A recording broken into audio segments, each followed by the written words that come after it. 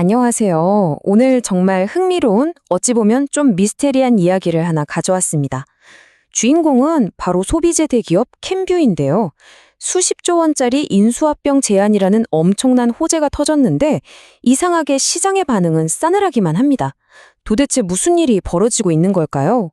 지금부터 그 미스테리를 한번 추적해 보겠습니다. 바로 이 질문이 오늘 우리가 풀어야 할 핵심 퍼즐입니다. 아니, 무려 487억 달러. 우리 돈으로 60조 원이 넘는 초대형 딜이 나왔는데 시장은 왜 이걸 무시하고 있을까요?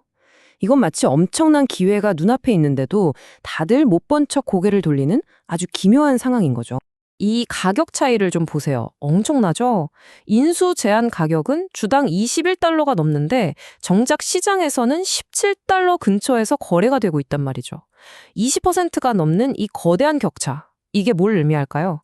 한마디로 시장이 지금 이 거래에는 뭔가 아주 큰 문제가 숨어 있어 라고 강력한 경고 신호를 보내고 있는 겁니다. 자, 그럼 이 487억 달러짜리 미스터리의 첫 번째 단서, 킴벌리 클라크의 인수 제안부터 자세히 한번 들여다보겠습니다. 거래 내용을 보면 2025년에 발표된 487억 달러 규모의 딜인데요. 겉보기에는 정말 두 거대 기업의 완벽한 결합처럼 보이죠. 하지만 말이죠. 이 완벽해 보이는 그림 뒤에는 캔뷰가 물려받은 아주 어두운 과거가 숨어 있었습니다. 네, 바로 그 정체는 소송입니다. 캔뷰는 모기업이었던 존슨앤존슨으로부터 유명 브랜드만 물려받은 게 아니었어요. 어마어마한 규모의 법적 분쟁까지 마치 독이 든 성배처럼 함께 물려받은 거죠. 바로 이 숨겨진 위험이 모든 문제의 시작점입니다. 캔뷰의 발목에 채워진 두 개의 거대한 족쇄, 바로 타이레놀과 활석, 즉 탈크 소송입니다. 하나는 임산부가 타이레놀을 먹으면 자녀의 자폐 위험이 높아진다는 정말 충격적인 주장의 소송이고요. 다른 하나는 우리가 잘 아는 베이비 파우더가 암을 유발한다는 수십 년간 이어진 아주 끈질긴 소송전입니다. 타이레놀 소송은 그야말로 롤러코스터를 탔습니다. 처음에는 증거가 부족하다면서 캔뷰가 이기는 듯했어요. 그런데 원고들이 바로 항소했죠. 근데 갑자기 대통령까지 나서서 FDA에 위험성을 경고하라고 지시하면서 판이 완전히 뒤집혔습니다. 이제 곧 나올 항소심 판결. 이 판결 하나에 회사의 운명이 걸려있다고 해도 과언이 아닌 상황입니다. 활석 소송은 더 교묘합니다.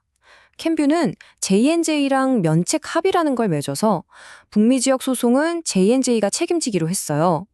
언뜻 보면 되게 안전장치처럼 보이죠? 하지만 바로 여기에 함정이 있습니다. 미국과 캐나다를 제외한 전 세계의 모든 소송은 캔뷰가 직접 책임져야 한다는 것. 바로 이 조항이 언제 터질지 모르는 시한폭탄이 된 겁니다. 자, 그럼 그 시한폭탄이 지금 어떻게 터지고 있는지, 이론적인 위험이 어떻게 현실적인 재앙이 되어가는지 보여드리겠습니다. 최근 판결들을 보면요, 정말 충격적입니다. 15억 달러, 우리 돈으로 약 2조 원입니다. 2조 원. 이게 단 하나의 소송에서 나온 배상 판결액이에요. 한 배심원단이 J&J와 캔뷰에게 이 천문학적인 금액을 물어내라고 판결한 겁니다. 상상이 가시나요? 또 다른 법원에서는 4,500만 달러 배상 판결이 나왔는데요.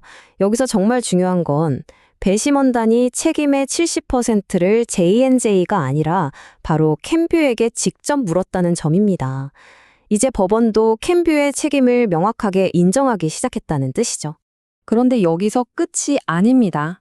설상가상으로 이제는 개인을 넘어서 주 정부까지 직접 소송에 뛰어들기 시작했어요. 싸움의 규모가 완전히 달라지고 있는 겁니다. 텍사스 주 정부는 한술 더 뜹니다. 캔뷰가 소비자를 속였을 뿐만 아니라 이 모든 게 J&J의 사기성 부채 떠넘기기라고 주장하면서 소송을 걸었어요. 심지어 캔뷰가 주주들한테 배당금을 주는 것까지 막으려고 시도했죠. 이제 이건 기업 대 개인의 싸움이 아니라 기업 대 정부의 전면전 양상으로 번지고 있습니다. 이렇게 눈덩이처럼 불어나는 법적 리스크는 당연히 킴벌리 클라크의 인수 계획 자체를 뒤흔들고 있습니다. 과연 이 거래 무사히 끝낼 수 있을까요? 현재 상황을 한마디로 요약하면 딱 이렇습니다. 세계의 빅딜이 될 뻔했던 이 거래는 이제 패를 알 수 없는 위험한 포커 게임이 되어버린 거죠.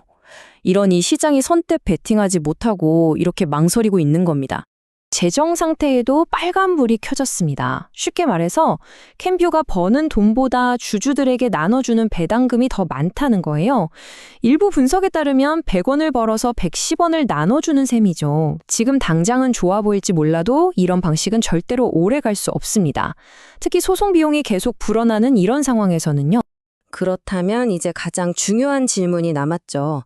이 게임은 과연 어떻게 끝나게 될까요?